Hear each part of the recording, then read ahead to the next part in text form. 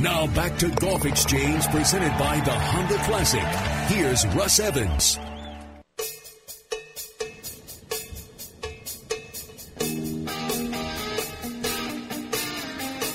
All right, welcome back to the show. 9:34 on a Sunday morning in South Florida. Russ Evans and PGAtour.com contributing writer Craig Dolch with you. Golf Exchange presented by the Honda Classic. Joining us now on the line is Jupiter-based golf course architect Kipp Schulties, good friend of the program. Good morning to you, Kipp. Good morning, Russ. How you guys doing? Good morning, Craig. Hey, Kipp, I could call you the James Brown of golf course architects out there. You're one of the hardest working men out there. It's interesting. While a lot of top architects like Jack Nicklaus and Greg Norman and Tom Fazio and Reese Jones, they're having trouble getting work these days because there are no more original designs, no developments going on. You've been as busy as, if not busier than anyone out there with all your redesign work. Just talk about what it's like to really be busy and at a time where most of your peers are just waiting for the phone to ring.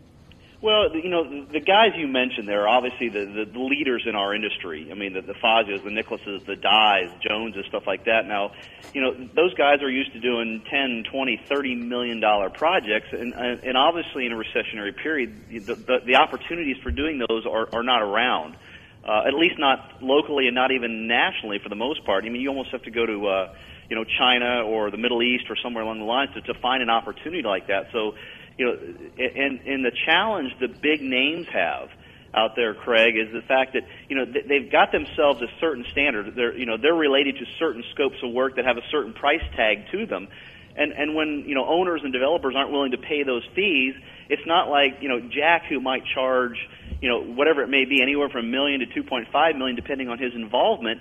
You don't just come back and say, Jack, he doesn't just come back to an owner here locally and says, hey, I'll do this for $200,000. That kind of dilutes his name brand, if you will. So it's more of a, when you go through a recessionary period like this, you're trying to most owners and developers are trying to maximize efficiency, and so they're looking for the best dollar spent without going to extremes and having what we used to call no budget deals, where it just was unlimited. So it's provided me a real opportunity to someone who obviously doesn't charge as much as some of those bigger names, and is make a real point to maximize efficiencies on a job. That gives me a whole lot of opportunities. Russ Evans and PGAtour.com contributing writer Craig Dolch with you. Golf Exchange presented by the Honda Classic. Joined on the line by Jupiter-based golf course architect Kipp Schulties. And Kipp, a long time ago, you made the professional decision for you to concentrate on renovation work instead of original design. How'd you come to that decision?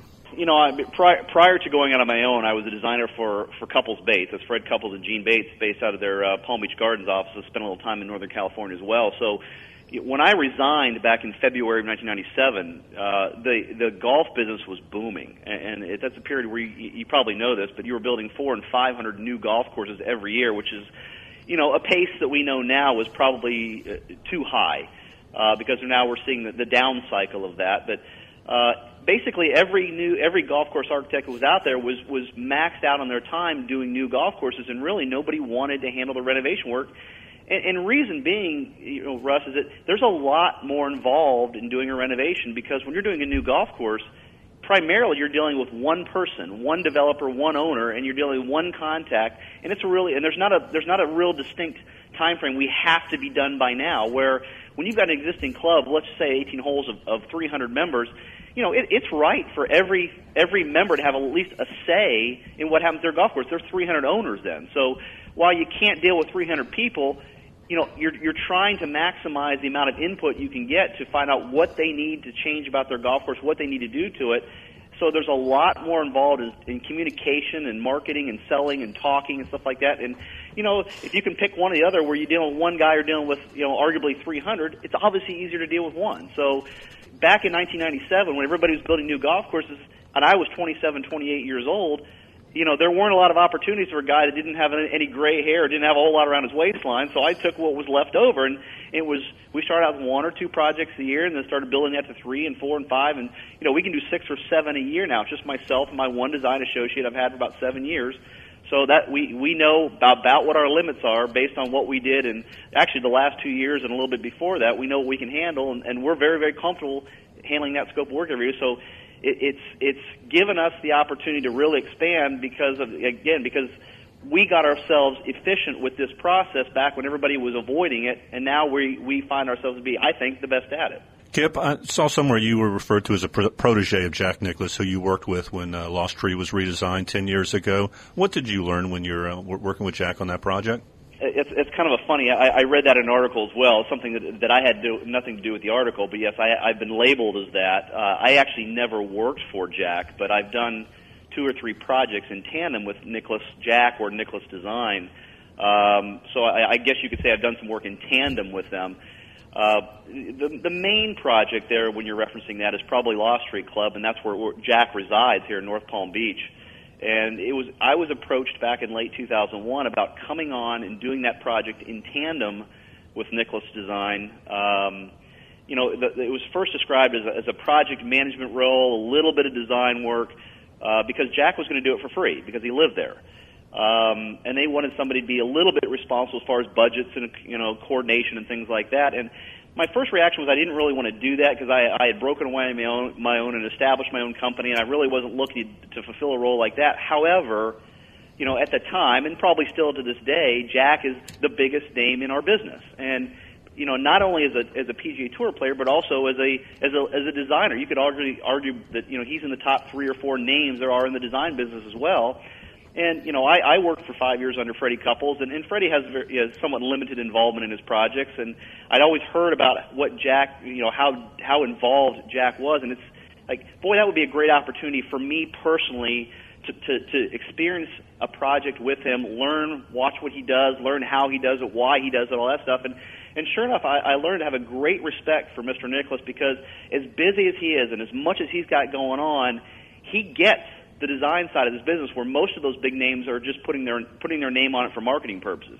He physically, granted, he would come out there, late afternoon, maybe 2 or 3 days a week at 4 o'clock, drive his Navigator out, pick us up, and drive around the golf course and talk about what he wanted to do. But he was intimately involved in how bunkers were placed and how greens were set up. And I was just amazed to see somebody who's got that much on their plate could have that much detail on a project. So for me, it was a great learning experience, and I learned a lot about how Jack works and how he thinks and how he goes about designing golf courses. Very cool. Must have been amazing working with a legend like that. Russ Evans, absolutely. Craig Dolch with you, Golf Exchange, presented by the Honda Classic, joined on the line by Jupiter-based golf course architect Kipp Schulties. And Kip, I've heard a lot of people raving about what you did at High Ridge there in Boynton Beach, the renovation project. Do you consider that your best work?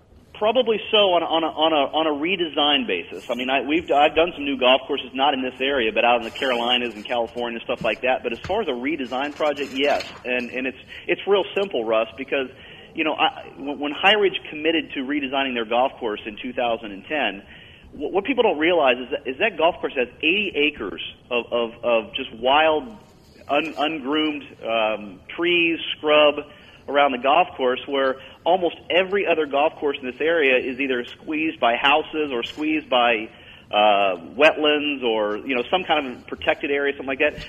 High Ridge had this big chunk of land sitting there where we can take our golf course out wherever we want. You can almost literally redesign and reroute a new golf course on an existing layout, which is almost unheard of down here in South Florida. Nobody's got that kind of land left, and they did. So we had the opportunity of actually creating 2.5 new holes in areas where there wasn't any golf before, and that allowed us to move all kinds of things around inside the corridors. So in essence, we built a brand new golf course on where an existing golf course was.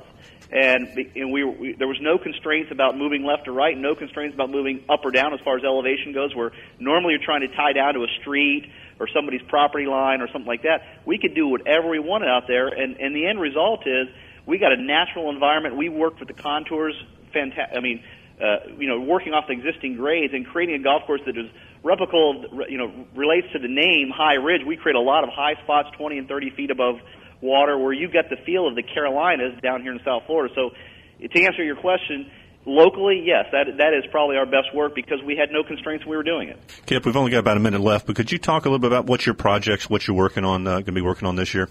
Coming up here, we've got it's the second year of a 2-year project at Addison Reserve. We're redesigning a golf course down in St. Thomas called Mahogany Run. We're doing some practice amenities up at Turtle Creek up here at Tequesta. We've got some projects over in Sarasota and Bradenton this year. So we're a little bit more spread out. Still pretty much everything local to Florida, but a little more spread out this year. And it looks like 2013 and 2014 will be condensed back to the Naples, Fort Myers, and Palm Beach County, because we're already getting pretty booked up for those 2 years as well. Awesome. You're staying busy. Thanks so much for joining us as always, Kipp. We really appreciate the time, and we'll talk to you again soon. Thanks, guys. Appreciate it. There he is, Kipp Schulties, award-winning golf course architect based in Jupiter. He's an Uber architect. He's got that niche, as he mentioned, in redos here in South Florida. Coming right back, Russ Evans, Craig Dolch with you. Golf Exchange presented by the Honda Classic. You're listening to Golf Exchange presented by the Honda Classic.